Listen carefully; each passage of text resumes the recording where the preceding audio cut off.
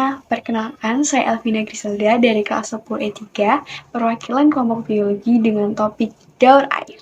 Di kesempatan kali ini, karena topik yang kami dapat adalah daur air, maka saya akan menjelaskan tentang bagaimana kira-kira proses daur air itu bisa terjadi. Nah, untuk lebih jelasnya, kami sudah menyiapkan peraga untuk bisa lebih jelas lagi kita mempelajari tentang daur air nih teman-teman. Ini dia peraganya. Jadi, dalam daur air itu ada beberapa komponen penting yang akan kita pelajari. Komponen-komponen yang penting itu antara lain ada matahari, awan, tentunya air, tanaman-tanaman atau pepohonan, dan tanah. Nah, komponen-komponen yang sudah saya sebutkan tadi tentu memiliki peran-peran yang sangat penting dalam proses ini. Yang pertama ada sinar matahari. Seperti yang kita ketahui, matahari sendiri memiliki fungsi yang sangat penting bagi bumi kita, yaitu untuk memberikan sinar matahari atau panas matahari.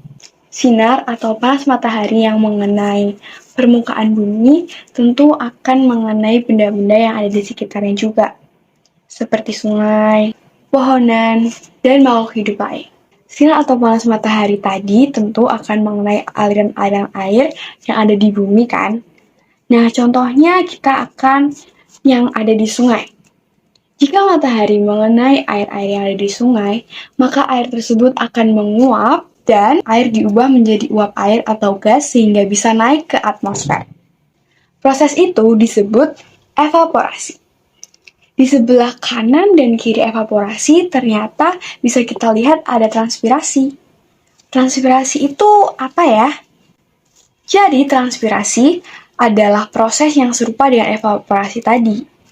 Namun bedanya, proses ini terjadi pada jaringan makhluk hidup yang kami contohkan adalah tumbuh-tumbuhan, yaitu pepohonan. Terus apa yang terjadi saat air-air tersebut sudah menguap?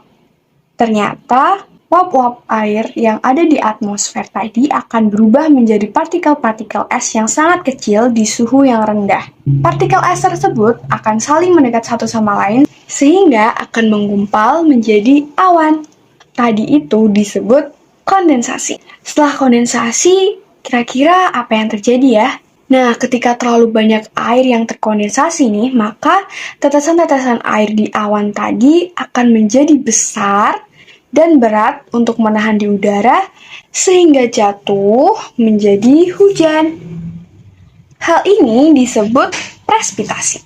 Tapi ternyata presipitasi tidak hanya hujan nih. Bisa jadi hujan es atau bahkan salju. Air-air yang tadi menetes ke permukaan bumi akan terus turun, akan menjadi aliran-aliran air menjadi seperti sungai, danau, rawa, atau laut. Tapi, air-air tersebut juga akan diserap oleh permukaan tanah.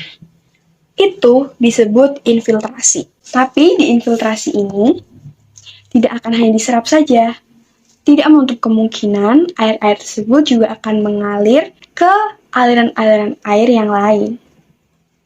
Nah, proses tersebut akan terus berulang terus, dan tentu saja itu disebut daur air. Itu saja yang bisa saya sampaikan. Jika ada kesalahan atau kekurangan, saya mohon maaf. Kiranya bisa bermanfaat untuk kita semua. Sampai jumpa lagi. Terima kasih.